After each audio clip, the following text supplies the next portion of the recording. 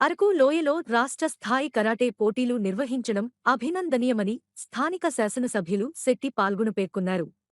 అరకు మండలం ఎండపల్లి వలస గ్రామంలో ఉన్న రైల్వే ఇండోర్ స్టేడియంలో స్థానిక కరాటే వీరుడు పాంగి చిట్టిబాబు ధ్వర్యంలో రాష్ట్ర స్థాయి కరాటే పోటీలు నిర్వహించారు. ఈ కార్యక్రమానికి ముఖ్య అతిథిగా పాల్గొని పోటీలను ప్రారంభించారు.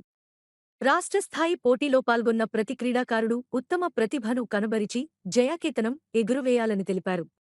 పోటీల నిర్వాహకుడు పాంగి చిట్టిబాబు అభినందనీయుడని, గిరిజన క్రీడాకారులకు చిట్టిబాబు ఆదర్శంగా నిలిచారని కొనియాడారు.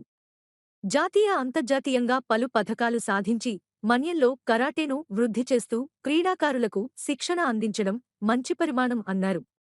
వైకాపా ప్రభుత్వం గిరి క్రీడాకారులకు అండగా నిలుస్తుందని తెలిపారు. క్రీడలకు పెద్దపీట వేస్తూ ఉత్తమ క్రీడాకారులను వెలికితీస్తుందని తెలిపారు.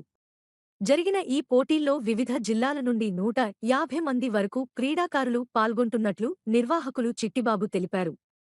ఈ పోటీల్లో స్థానిక ఎస్ఐ జోగారావు, వైకాపా నాయకులుగాసి, ఏపీ కరాటే సంఘం అధ్యక్షులు సతీష్ కుమార్, చీఫ్ జడ్జి నూకరాజు తదితరులు పాల్గొన్నారు.